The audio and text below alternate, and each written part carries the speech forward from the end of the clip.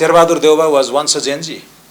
KP Oli was once a Gen Z leader. He was actually in prison. He was in prison at the age of 22. Ravi Lamichhane मलाई भेट्न गएको थिएँ. उहाँले भन्नुभयो नि एउटा प्रोफाउन्ड कुरा, स्वर्णिमजी यो जेल जुन एफिसिएन्सीका साथ चलेको छ यो जेल, त्यो एफिसिएन्सीका साथ बाँकी देश चल्यो भने त गजब हुन्थ्यो भन्नुभयो क्या. And apparently the jail runs यति स्मुथली, द प्रहरीहरूको एन्क्रोचमेन्ट हुँदो रहेनछ. सो द बन्दीज देमसेल्भ्स म्यानेज द भित्र प्रिजन. पुलिस त एउटा त्यो गेट पछि भित्र छिर्न नपाउने रहेछ. अब राइट साइड भयो भने जाला, नत्र एभ्रिथिङ इज अन टाइम. चट्ट 11 बजे खाना भनेपछि एकदम डिसिप्लिन, एकदम बसेर. त्यहाँ पसल छ, त्यहाँको आफ्नै जेल इकोनोमी हुँदो रहेछ. मैले यो चप्पल, नयाँ चप्पल लाउनु भएको थियो अस्ति, यो चप्पल यहीँ किने भन्नुभयो उहाँले हैन. अनि त्यसपछि मैले सोधेँ, बाबरे अनि कसले who are this guys? Many of them are convicts. Larger point चाहिँ Sher Bahadur Deuba was a Gen Z ones. Nepal विद्यार्थी सङ्घको अध्यक्ष, नेपाल विद्यार्थी सङ्घको अध्यक्ष हुनुभएको विश्वेश्वर प्रसाद कोइरालाले अपोइन्ट गरे. Sher Bahadur Deuba spent 2 fine years at the London School of Economics.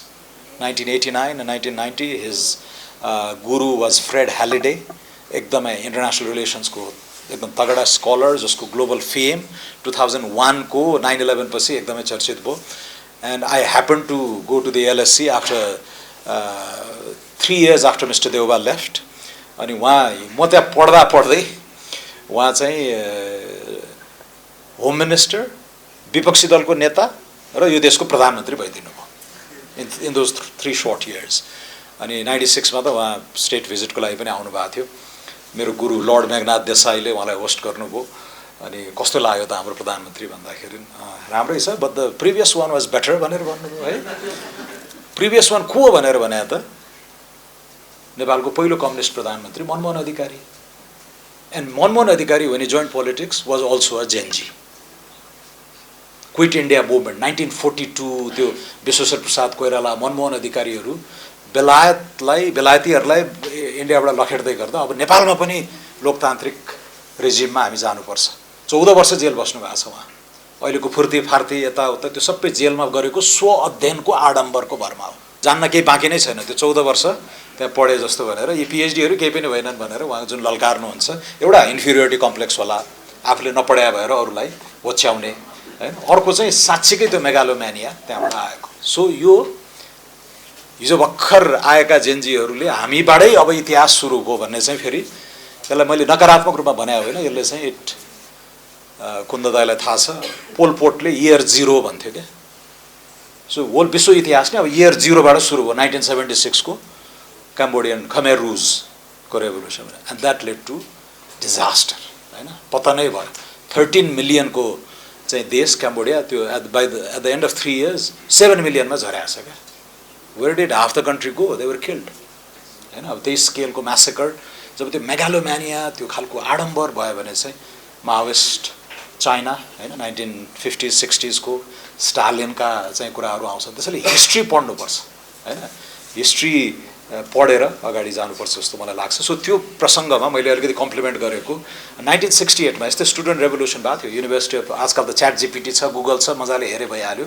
अहिले यहाँ बस्दा बस्दै पनि धेरै कुरा जानकारी आउँछ हैन. सोबोनदेखि लिएर बर्कले, LSE मा चाहिँ ठुलो स्टुडेन्ट उहरू भयो. Maybe Kunda was part of it, I don't know. 68 को कोलम्बियामा हैन. 1990 मा I was a Gen Z and I participated in त्यति बेलाको रेभोल्युसन. म 15 वर्षको उमेरको थिएँ. यहाँ गणेशमान सिंहहरूले चाहिँ बत्ती निभाऊ ब्ल्याकआउट भन्यो भने म बुढानील कण्ठ स्कुलमा टेबल ल्याम्प निभाउँदै हिँड्थेँ हैन. त्यति बेला रेडियो BBC सुनिन्थ्यो. रेडियो नेपालले त स्टेट ऊ भयो के अरे ब्यान भयो हैन, चाहिँ सेन्सर गर्थ्यो. सो सर्ट वेभमा BBC सुनिन्थ्यो. केदारमान श्रेष्ठ कि Kedarman was the local reporter stringer here. Kedarman Singh AFP agence France प्रेसको करेस्पोन्डेन्टले चाहिँ फाइल गर्नुहुन्थ्यो. घुमाई घुमाई फोन चाहिँ यस्तो अहिलेको FM जस्तो क्रिस्प आवाज आउँदैन थियो. Short wave SW. Many of you probably don't know, internet एराको मान्छेहरू हैन. त्यति बेला अनि घुमाई घुमाई सुनिन्थ्यो. अनि आज रत्न पार्कमा यति प्रदर्शन भयो, यतिजना हताहती भयो, त्रिभुवन विश्वविद्यालयमा यति हताहती भयो भन्दाखेरि रोमाञ्चक लाग्थ्यो. 27 घण्टामा देउबा ओलीको शासन ढल्ने परिवर्तन त कहाँ परिवर्तन हो र भनेर उहाँहरूको त्यो कग्नेटिभ डिसोनेन्स भइरहेछ क्या. मेरो लागि 14 वर्ष लाग्यो, 30 वर्ष लाग्यो नि. 17 सालको कु हुँदाखेरि the government that was toppled by king Mahendra 109 सिटमा 74 सिट लिएर आएको पार्टीलाई उहाँले सफाया गरिदिनु भयो। 8 जना टप लिडर्सलाई लगेर 8 वर्ष जेल राख्नुभयो। 6 जना टप लिडर्सलाई 8 वर्ष जेल, अर्को 8 वर्ष एक्जाइल। एन्ड बाँकी party 2/3 of that party which head just receive 2/3 mandate in 1959 को नेपालको पहिलो पार्लियामेन्ट्री इलेक्सनमा चाहिँ दे जोइन द रेजिम, राजाको रेजिम हैन। अनि यो अहिलेका पुराना दलहरूको रेजिस्टेन्स आइरहेको छ नि, यस्तो नै आन्दोलन हुन्छ भनेर खिसीटिउरी गर्ने, होच्याउने जुन भइरहेको छ नि, त्यसको कारण के हो भने this guys were in prison. बोल्न थालेपछि लामो लाग्छ हैन। Ramchandra Paudel, the current president of Nepal, brags in a nice way that he spend 14 years in prison. Actually म क्युरियस भएँ, 14 वर्ष है, बाफरे। राजा राम चाहिँ 14 वर्षको वनवास भने सुनेको थिएँ, अहिलेको आधुनिक युगको रामचन्द्र पनि 14 वर्ष। So I actually asked for his CV from his office and I calculated 27 सालमा जेठ महिनादेखि पुस महिनासम्म स्याङ्जाको कारागारमा 6 महिना, 29 सालमा गोर्खा जेलमा 8 महिना, सत्याग्रहको बेलामा यति वर्ष भनेर त्यसरी जोडेर 12 वर्षसम्म चाहिँ पुर्याएँ मैले हैन।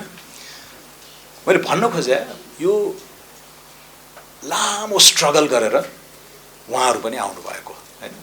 तर कसरी बिग्रियो त यो, कसरी बिग्रियो पछि भन्ने कुरा हामीले एकदमै हेर्नुपर्छ। र अहिले र उहाँहरूले भन्नुहुन्छ म 12 वर्ष जेल बसेँ, त्यो पो क्रान्ति त, त्यो पो त्याग त, सारा यौवन छोडेँ। शेरबहादुर देउवा अब he married at the age of 50 हैन। त्योभन्दा अगाडि त उहाँको फेरि ह्युमिलिटी पनि थियो। अब पछिल्लो चरणमा अलि परिवर्तन हुनुभयो। एकचोटि उहाँको मैले स्पिच हेल्प गरेको थिएँ। Mister Deuba spend almost 10 years in prison हैन, एज अ प्रिजनर अफ के भन्छ अरे कन्सियन्स, प्रिजनर अफ कन्सियन्स हैन। हत्या हिंसा गरेर त जेल बसे आएर विचारका आधारमा बन्दी बनाइएको उहाँलाई। यो 10 years होइन यार, 8 years हो मात्र, यो सच्याउनुहोस् भन्नुभयो कि मैले। नियरली 10 years छ नि, ठिकै छ नि भनेको।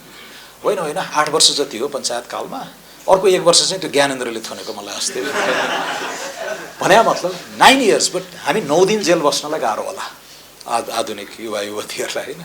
तर 9 years, सो उनीहरूलाई के लाग्छ भने बाफरे यत्रो ठुलो त्याग गरेर ल्याएको परिवर्तन पो परिवर्तन त। सो त्यो टिकेर त्यो टेम्पटेसन्स, त्यो हैन, त्यो सबै रेजिस्ट गरेर एउटा आस्थाको लागि नेपालको जुन विविधतापूर्ण बनोट छ यो देशमा, गरिब भए पनि we have to have a democracy, एउटा functional democracy that can aggregate our diverse preferences. त्यो मान्यता at a time when our literacy rate was 3-4%, at a time when सडक पिच गरेको भनेको त्यही बाई रोडको बाटो बाहेक केही थिएन, दरबार हाई स्कुल बाहेक अरू स्कुलहरू कमै थिए। यद्यपि पद्म युद्ध र हुँदै 7 सालपछि नै एजुकेसन बुम भयो 15-16 सालमा। त्यो माहौलमा पनि त्यो लामो सङ्घर्ष गरेर नेल्सन मण्डेला 28 वर्ष जेल बसे। त्यो आलोकमा चाहिँ यो 27 घण्टामा ढाले पनि आन्दोलन हुन्छ भन्ने हो। तर हो भयो, यही हो उहाँले भनेको इमिडिएसी, स्पिड र spread. This is why this is different हैन, this is why this is potent भन्ने कुरा चाहिँ हामीले त्यो थियोराइज पनि गर्नुपर्ने भयो क्या। अब आन्दोलन भने चाहिँ 10 वर्ष जेल बसेपछि मात्र गरेको परिवर्तन मात्र भन्नेबाट भाष्यबाट अगाडि आउनु पर्यो। अहिलेको डेमोग्राफिक बनोट, प्रविधि, यो सबैले गर्दाखेरि this is it, this is our version of चाहिँ 30 वर्षको पञ्चायती रात्रिकाललाई ढालेको यस्तो उस्तो हैन। सो त्यसरी बुझ्नुपर्छ जस्तो मलाई लाग्छ। लार्जर पोइन्ट चाहिँ Sher Bahadur Deuba was a Gen Z once. Nepal विद्यार्थी सङ्घको अध्यक्ष, नेपाल विद्यार्थी सङ्घको अध्यक्ष हुनुभएको विश्वेश्वर प्रसाद कोइरालाले अपोइन्ट गरे हैन। र सो यो असाध्यै महत्त्वपूर्ण छ क्या। एन्ड सेम फिगर आज अर्कै रेपुटेसनल प्ल्याङ्कमा हुनुहुन्छ हैन। सो यो किन भयो त? एउटा मान्छे हैन, र देउवालाई सिङ्गल आउट गरायो भने होल जेनेरेसन नै हैन, होल मुभमेन्ट नै। सो यसलाई पनि यो प्रवृत्ति क्या, पात्र होइन कि प्रवृत्तिको विश्लेषण चाहिँ गर्यो भने अहिलेको नयाँ पुस्ताले, नवयुवा पुस्ताले चाहिँ यसलाई सही ठाउँमा लान्छ जस्तो मलाई लाग्छ। राम गुरुङजीले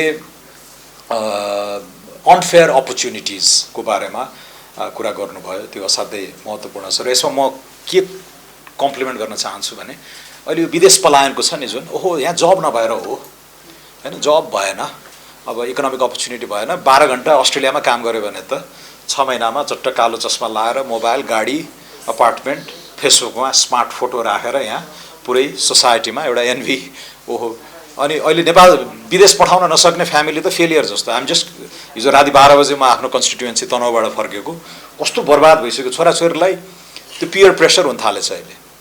यिनीहरू something wrong with the kids, विदेश जान नसक्या भन्ने खालको भाष्य बन्न थाल्यो। त्यसैले त्यो 1-2 वर्षलाई भए पनि अस्ट्रेलिया टेकाउनै पर्ने त्यस्तो समेत चाहिँ प्रेसर हुन थालेछ अहिले। यो मफसल भन्छ नि त्यसमा। त्यसैले यो पनि अब sociological phenomena to be study. तर आर्थिक सँगसँगै राजनीतिक कुशासन भ्रष्टाचार विरुद्ध पनि भयो। म अहिले तेस्रो डाइमेन्सनमा अलिकति, and I want to compliment this, एकजना पिएचडी स्कलर यहीँ आइआइटिएसमा पनि आबद्ध पुजन अधिकारी बेजिङमा हुनुहुन्छ, अहिले पिएचडी गरेर आउनु भएको छ, उहाँसँग कुरा भइरहेको थियो। एक्चुअली थर्ड पनि छ, न्यायिक जुडिसियल एङ्गल पनि अहिले हेर्नुपर्ने भयो। यो देशमा मैले समाउने हाँगो भएन भने त मलाई न्याय हुँदैन। कथम कदाचित कसैले कराप झ्याप भन्छ नि नेपाली भाषामा, कराप झ्याप पारेर जेलमा हालिदियो भने, if I don't know somebody, if I don't come from the right class, connection छैन भने त म त डुम्ड। अब यो पोलिटिक्स जस्तो नहोस्। रवि लामिछाने मलाई भेट्न गएको थिएँ, उहाँले भन्नुभयो नि एउटा प्रोफाउन्ड कुरा, स्वर्णिमजी यो जेल जुन एफिसियन्सीका साथ चलेको छ, यो जेल त्यो एफिसियन्सीका साथ बाँकी देश चल्यो भने त गजब हुन्थ्यो भन्नुभयो क्या। And apparently the jail runs यति स्मुथली, त्यहाँ प्रहरीहरूको इन्क्रोचमेन्ट हुँदो रहेनछ। सो द बन्दीज देमसेल्भ्स म्यानेज द भित्र प्रिजन। पुलिस त एउटा त्यो गेटपछि भित्र छिर्न नपाउने रहेछ। अब राइट साइड भयो भने जाला, नत्र एभ्रिथिङ इज अन टाइम। चट्ट 11 बजे खाना भनेपछि एकदम डिसिप्लिन, एकदम बसेर त्यहाँ पसल छ, त्यहाँको आफ्नै जेल इकोनोमी हुँदो रहेछ। मैले यो चप्पल, नयाँ चप्पल लाउनु भएको थियो अस्ति, यो चप्पल यहीँ किने भन्नुभयो उहाँले, होइन। अनि त्यसपछि मैले सोधेँ, बाबरे, अनि कसले, who are this guys? Many of them are convicts. कोही रेपमा, कोही मर्डरमा, त्यस्ता मान्छेहरू पनि छ। And they are the ones running the system from within. अनि कति चाहिँ त्यो फल्स चार्जेसबाट भएको त्यो पीडा हुँदो रहेछ नि। भने मतलब दे डिडन्ट डु एनिथिङ रङ, त्यो कुरा सुन्दै जाँदा थाहा हुन्छ नि, मलाई त फसाइयो। अनि 12 वर्ष, 16 वर्ष, 19 वर्षको त्यो सेन्टेन्स बोकिरहेछन् people who presumably didn't do anything wrong. जुन वेस्टमा सुनिन्छ नि कहिलेकाहीँ रिट्रायल भएको, फल्टी एभिडेन्स, रेसिजमका कारण फसाउनको लागि, होइन, एकदम छ नि त्यो गरेर, अनि पछि नयाँ एभिडेन्स आउँछ, एक्टिभिस्टहरूले पनि they take up new cases, and त्यो भएपछि अनि अब यो बाँकी जीवन त गइसक्यो। अनि बाहिर आउँदाखेरि हेभी कम्पन्सेसन 10 मिलियन 20 मिलियनको चाहिँ कोर्टहरूले गराएको हुन्छ, होइन। सो नेपालमा पनि अहिले यो जुडिसियल एङ्गलबाट पनि हामीले न्याय नपाउने क्या। आफ्नो कोही भएन भने जब पाएन, भ्रष्टाचार कुशासन त भइहाल्यो, यो अन्यायको बाटो पनि पछिल्लोचोटि मलाई यो लास्ट 2 मन्थ्सदेखि चाहिँ म पनि गोत्लिरहेको छु, होइन। जति काम गर्दा पनि त्यही 40,000 खायो भने त यहाँ किन गर्ने, त्यही दुःख अस्ट्रेलियामा गरौँ, जापानमा गरौँ, राम्रो आम्दानी हुन्छ भन्ने एउटा एङ्गल भयो। र यो सबै दिक्क लाग्छ, यहाँ त केही गरिखाने माहौलै भएन, भ्रष्टाचार भयो भन्ने त्यो दोस्रो एङ्गल भयो। तर यो जुडिसियल एङ्गल चाहिँ हामीले कुरा गरेका छैनौँ, न्यायिक कोणबाट चाहिँ, होइन। साँच्चीकै if you are wrongfully detained, you are wrongfully imprisoned, and if you don't have any recourse, सिन्धियो त। त्यो अन्यायको पाटो चाहिँ हामीले एकदमै हेर्नुपर्ने जस्तो मलाई लाग्छ। र सम्मानित नागरिक बन्ने आकाङ्क्षा, होइन, गुड सिटिजनसिपको क्वेस्ट हो भन्ने उहाँको अर्को थिसिस पनि मलाई मन पर्यो। तासी लाजोमको गजब छ, 2-4वटा पोइन्ट मलाई मन परेको। जेनजी आन्दोलन ग्लोरिफाइड पो भयो कि, and she can say it, होइन। ऊ भन्छन् नि आफ्नो अर्को एथनिसिटीको जोग गर्नुहुन्न, आफ्नै एथनिक उसको चाहिँ जति जोग गरे पनि हुन्छ भने जस्तै। सी इज जेनजी, सो जेनजीको बारेमा उहाँले विथ अथोरिटी बोल्न मिल्यो, होइन। हामीले केही बोल्यो भने चाहिँ फेरि डेनिग्रेट गरे जस्तो पनि हुने भयो, हामी त चुप लाएर बस्नु पर्यो। तर जेनजी आन्दोलन ग्लोरिफाइड पो भयो कि, यसका चुनौतीहरू के हुन्, होइन। र यो होमोजिनस, तिमीहरू मिल्दैनौ भनेर गाली गर्न पाइएन क्या। हेट्रोजेनिटी छ नि त त्यहाँ, होइन। उमेर वर्ग त हो नि एउटा, उमेर वर्गभित्र त हेट्रोजेनिटी भइहाल्छ। त्यसैले तर त्यो भित्र हामी एउटा कोहेरेन्ट फोर्स बनाउन खोज्दैछौँ, यो ऊर्जालाई देशको सुशासनको लागि लगाउन खोज्दैछौँ भन्ने it's a very profound point. अर्को भेरी इम्पोर्टेन्ट चाहिँ यो लोकतन्त्र झुर भएर होइन क्या, यो लोकतन्त्र पुगेन, यो अपुग लोकतन्त्रको विरुद्ध लडिएको भन्ने जुन छ नि, that's very very profound. We need more democracy, not less, होइन। र अहिलेको डेमोक्रेटिक आर्किटेक्चर पनि प्रिजर्भ गर्नुपर्छ है भन्ने कुरा coming from prominent Gen Z representative is very, very noteworthy. किनकि त्यसलाई यो व्यवस्थै खत्तम यो फाल्यौँ भन्ने छ। यो फाल्यो भने फेरि त्यो voidमा जुन जान्छौँ नि हामी त्यो रिग्रेसनै हुन्छ। र अहिलेको सिस्टम भित्रैबाट सुधार गर्ने यथेष्ट ठाउँहरू छ। तर सङ्ख्या ल्याउनु पर्यो, म्यान्डेट ल्याउनु पर्यो। धारा 274 ले बकाइदा संविधानमा बन्न पर्या चिज सबै संशोधन गर्न पाइन्छ भनेको छ। धारा 275 ले जनमत सङ्ग्रहमै पनि लान पाइन्छ, रेफरेन्डममा पनि जुन इस्युमा पनि लान पाइन्छ। सो त्यही भित्र भएका अरु तमाम तर सङ्ख्या आउनु पर्यो। Head count matters and this is where if you are looking for a party there are a few अनि यो फ्रुटलेस डेमोक्रेसी, फ्युटाइल डेमोक्रेसी इत्यादिका कुराहरू हैन। हामी कहाँ यो डेमोक्रेसी त डेमोक्रेसी, तर फरिद जकारियाले उहिले लेखेका थिए हैन, rise of A liberal democracy भनेर 97 मा। त्यो पोइन्ट अहिले पनि लागू हुन्छ क्या हैन। डेमोक्रेसीमा दुईटा हाँगो हुन्छ, एउटा पिरियोडिक इलेक्सन आवधिक निर्वाचन, अर्को चाहिँ कन्स्टिट्युसनल लिबरलिजमका सर्टेन टेनेट्सहरू, रुल अफ ल हुनु पर्यो, सेपरेसन अफ पावर्स हुनु पर्यो र फन्डामेन्टल फ्रिडम्सहरू ग्यारेन्टेड हुनु पर्यो। लामो समय के भयो डेमोक्रेसीको नाममा स्पेशली 1990 पछि एक थान चुनाव गराइदिइहालेका छौँ नि, त्यही हो लोकतन्त्र भन्नेमा सीमित भयो क्या।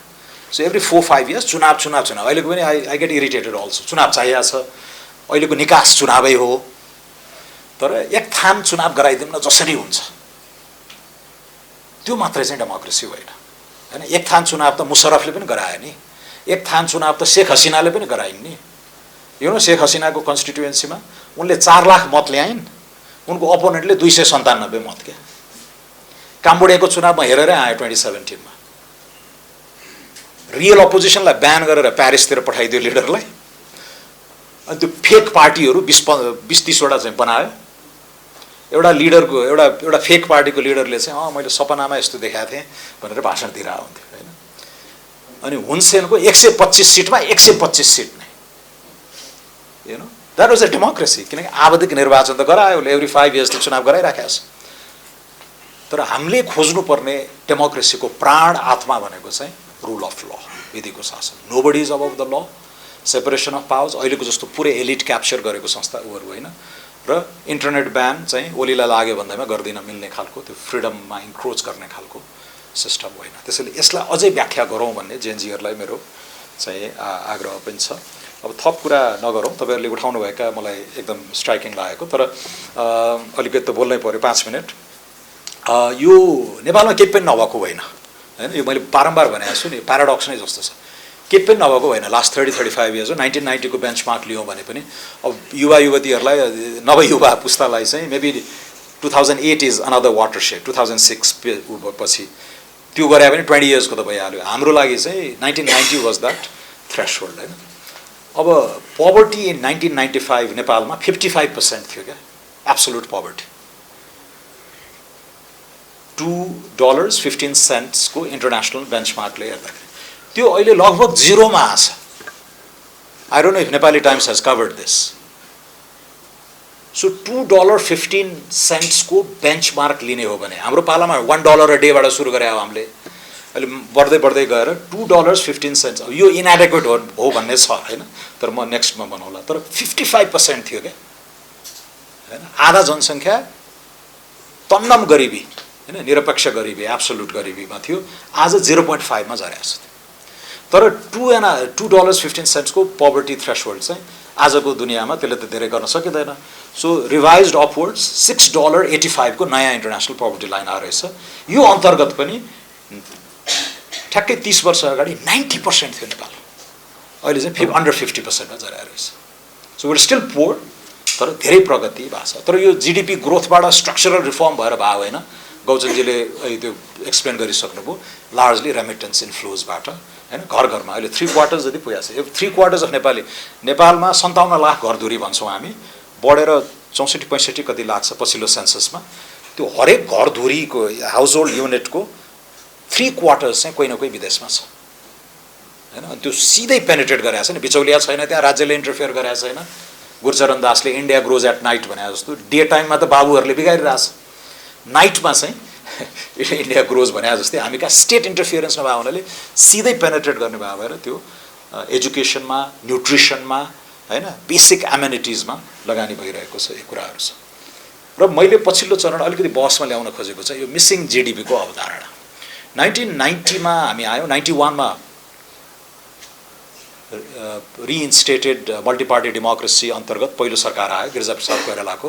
Lot of economic reforms were unleashed, growth rate 6-7-8% सम्म पनि पुग्यो हैन नेपालकै इतिहासमा। त्यो सस्टेन गर्न सके भए आज नेपालको अर्थतन्त्र $100 billion in today's price exceed हुने रहेछ। तर आजको यथार्थ कति छ? $45 बिलियन। हामी हुन्थ्यौँ $100 बिलियन। त्यो पेसलाई कन्टिन्यू गर्न सके भए। र नेपाली बजेटको टर्म्समा अस्तिको फाइनान्स मिनिस्टरले 19 खर्बको बजेट ल्याउनु भयो, हामीले 40 खर्बको बजेट ल्याउन सक्थ्यौँ 1/3 अफ जिडिपी को हाराहारीमा पब्लिक एक्सपेन्डिचर्स राख्दाखेरि। भनेपछि $50 बिलियन को जिडिपी मिसिङ भयो लास्ट 20 years 30 years मा। किन? Because of bad governance. So I think यसरी फ्रेमिङ गर्यो भने चाहिँ, so and on this I was inspired by Amartya Sen होइन, वेयर आर कति 90 मिलियन मिसिङ वुमेन भनेर उहाँले साइन्टिफिक अमेरिकनमा आर्टिकल लेख्नु भएको थियो क्या एउटा। त्यो इन्फेन्टिसाइड होइन, के भन्छ, भ्रूण हत्या मेल प्रेफरेन्सले गर्दाखेरि गर्भमै मारिदिने रहेछ इन्डिया चाइनामा। अझ चाइनाको त 1 चाइल्ड पोलिसी, एउटा मात्रै बच्चा पाउँछ, so you better make sure son प्रेफरेन्सले गर्दा मेल होस् भनेर भ्रूण हत्या गर्ने होइन। त्यसपछि बायोलोजिकली यति वुमन हुनुपर्ने, तर यति छ यथार्थ। So where did all the missing women go भनेर त्यो एकदमै त्यो अनसेटलिङ सोसियल फेनोमेनालाई उहाँले उजागर गर्नुभयो जस्तै। यसलाई इकोनोमिक प्यारलल चाहिँ मैले मिसिङ जिडिपी क्या नेपालको कुशासनले गर्दा यो खाइदियो। आज $45 बिलियन मा हामी स्टक छौँ।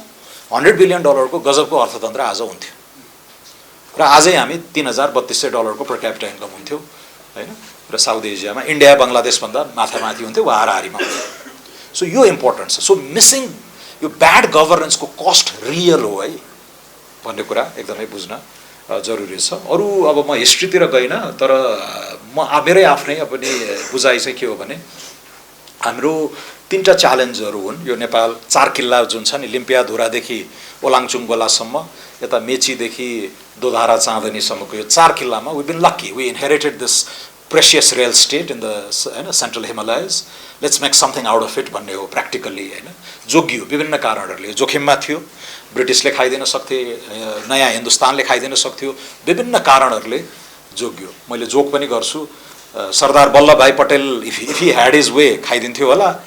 Nehru happen to be a keen student of history, scholar, जेलमा बस्दाखेरि ठेलीका ठेली किताब लेख्या होइन। यो हैदराबाद गोवा सुवाहरू पनि इन्डियाकै सबकन्ट्री, यो नेपाल भन्ने चाहिँ अलिक फरकै हो है भनेर लेखेका छन् क्या आफ्नो किताबमा। इन्दिरालाई लेखेको आफ्नो छोरीलाई उमा पनि त्यो नेपाल चाहिँ अलिक फरक हो। मेबी वेयर प्रोटेक्टिभ, त्यो फरकनेस बिकज अफ द साल फरेस्ट इन तराई, त्यो कहिले पेनिट्रेट गर्नै नपाउने कि अड पिलग्रिमेजहरू हुन्थ्यो होइन। यो ओपन अप भएपछि मात्रै हो। सो हाम्रो त्यो डिस्टिङसन नेहरू हिस्ट्रीको विद्यार्थी भइदिया हुनाले जोगिया जस्तो लाग्छ क्या मलाई होइन। यद्यपि यी कुराहरू छन्। सो हाम्रो चुनौती चाहिँ अब एक्सक्लुजन हो, domestic division along caste, gender, ethnicity, यो हामीले इनहेरिट गरेको अप्रिय लेगेसी हो। यसलाई सच्याउनुपर्छ।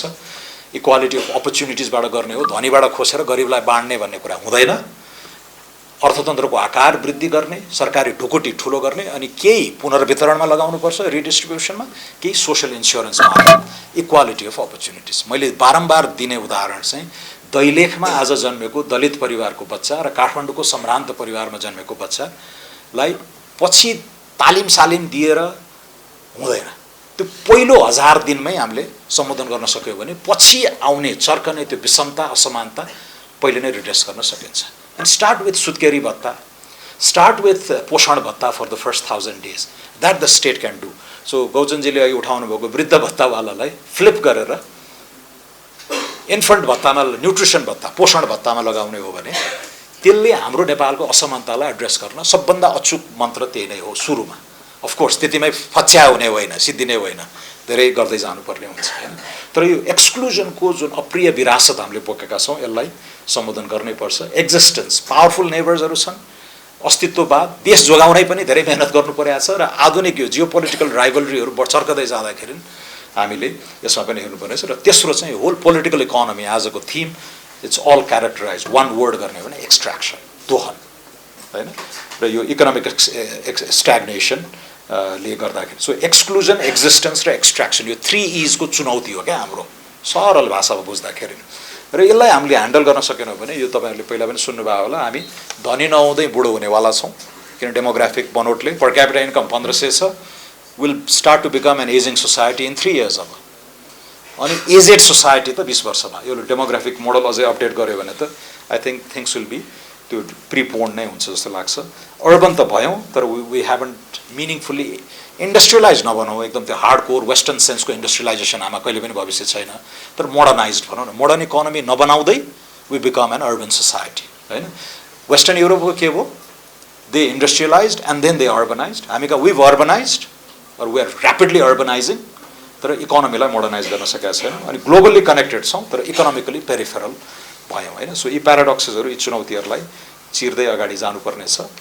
अब करप्ट र इनेप्ट पोलिटिकल क्लास हो यसले एउटा क्लेप्टोक्रेसी नै जन्माइदियो यसलाई प्रहार गर्नु छ प्राइभेट सेक्टर पनि रेन्ट सिकिङ भयो यसलाई राजीव उपाध्यायले कबाल्स एन्ड कार्टेल्स भन्नुभएको थियो सुरुमा के टाइटल राख्नु भएछ भनेर सोचेको थिएँ पछि दिस इज इट अहिले पुरै कबाल्स एन्ड कार्टेल्समा गएको छ इकोनोमी अनि यो लाइसेन्स र लिजदेखि लिएर ब्यारियर टु न्यू एन्ट्रेन्स यो सारा सिन्डिकेट यो सबैले stagnation of the economy low opportunity cost of engaging in public office इत्यादिका कुराहरू भयो र ब्युरोक्रेसी पनि असाध्यै स्टाइफलिङ र कन्जर्भेटिभ ब्युरोक्रेसी भयो हैन र यसको आफ्नै सोसियोलोजिकल डाइमेन्सन छ किन यस्तो भयो भन्ने कुरा जागिरको मेन्टालिटी युद्ध लड टेरिटोरियल एक्सप्यान्ड गर्ने भन्ने हाम्रो 1769 देखि लगभग 1857 सम्म त्यही नै हो क्या 1934 सम्म भन्न नि सकिन्छ टेरिटोरियल एक्सप्यान्सन त्यसैले युद्ध लड्न हो दिने पैसा छैन तर युद्ध लडेर जित्यो भने चाहिँ जागिर दिन्छ जागिर भनेको जग्गा सो त्यो मेन्टालिटीबाट उसले आज पनि त्यो जागिर चाहिँ रिवार्डकै रूपमा लिन्छ क्या उसले काम गर्नुपर्छ जनतालाई सेवा गर्नुपर्छ भन्ने होइन कि म कुर्सीमा बस्दिनु नै तिम्रो लागि सेवा हो भन्ने खालको and anything that I have to do is actually होइन मलाई रिवार्ड गर्नुपर्छ भन्ने सो यो कल्चरल फेनोमेननलाई पनि हामीले चाहिँ चेन्ज गर्नुपर्ने हुन्छ रिस्क अभर्जन भइहाल्यो र intense hostility to the private sector होइन यसको सोसियोलोजी पनि थप अध्ययन गर्नुपर्ने छ एकजना साथीले मलाई भनेको थियो हामी कहाँ एकदम नीति एकदम लिबरल आउँछ त्यसपछि ऐन र कानुन पनि ठिकठिकै आउँछ पार्लियामेन्टले पास गर्ने तर त्यसपछि ब्युरोक्राट्स कहाँ जान्छ होइन सो ऐन र कानुन भन्दा नियमावली एकदम कडा त्यो नियमावली भन्दा पनि कार्यविधि झन् कडा र अनि त्यो लास्टमा सम्झौता पत्र हुन्छ त्यो चाहिँ यति कडा कि अनि त्यो तलको सुब्बा साहबले लेख्ने चिठी चाहिँ सुपर कडा कामै गर्न सक्दैन सो पोलिसीहरू एकदम liberal so look at the hierarchy हैन you have policy you have act you have नियमावली यु हेभ कार्यविधि एन्ड देन द लास्ट त्यो चिठी चाहिँ त्यो कामै गर्न सक्दैन हैन त्यस्तो छ सो त्यो intense hostility to the private sector चाहिँ यो चाहिँ आउँछ मेरो प्रिय मित्र गोविन्दराज पोखरेल भाइस चेयरम्यान हुनुहुन्थ्यो उहाँले भन्नुहुन्थ्यो क्या उहाँ प्युठानको एकदम ग्रामीण पृष्ठभूमिबाट आउनुभयो गाउँका जो ब्युरोक्राटहरू त्यस्तै अर्बन मिडल क्लासबाट आउने ब्युरोक्राटहरूले रिस्क भन्ने कुरा नै बुझे आउँदैन गाउँमा उसले बुझेको रिस्क पढ्दै गर्दाखेरि कि पानी धेरै पर्ने कि पानी कम पर्ने क्या there are the only two risks that he knows त्यही मान्छे ब्युरोक्राट भएर आछ प्राइभेट सेक्टरको चाहिँ एउटा फाइल 2 हप्ता अड्काइदियो भने कति लस हुन्छ भन्ने कुरा उसले बुझाउनै बाँकी छ क्या हामीले सो त्यो कुरामा अब होल यो प्याराडाइम सिफ्ट चाहिँ हामीले गर्नुपर्ने हुन्छ I am looking at you टासी फाइनली अब अकाउन्टेबिलिटी ट्र्याप इत्यादि मैले अलिअलि थियोराइज गरेका कुराहरू पछि सेयर गरौँला सो रिफर्म कताबाट गर्ने त भन्दाखेरि हाम्रो जानुपर्ने कहाँ हो त पोलिटिकल सिस्टम लिबरल हुनैपर्छ यति डाइभर्स कन्ट्रीलाई बाँध्ने लिबरल सोसाइटी नै हो होइन सोसियल हाम्रा नोर्म्सहरू हाम्रा सोसियल कन्ट्र्याक्टहरू जस्ट हुनैपर्छ यस्तो विभेदपूर्ण संरचना इनहेरिट गरेका छौँ कि यसलाई न्यायिक एथिकल मोरल जस्ट बनाउँदै लानुपर्ने नै हुन्छ र अर्थतन्त्रलाई धनी बनाउनै पर्नेछ हैन नभए सो लिबरल जस्ट र एफ्लुएन्ट चाहिँ पोलिटिकल इकोनोमीतिर हाम्रो क्वेस्ट हुनुपर्छ इकोनोमीमा सुरु गर्ने भनेको यो level playing field that is competitive र हाम्रो अर्जुन दृष्टि भनेको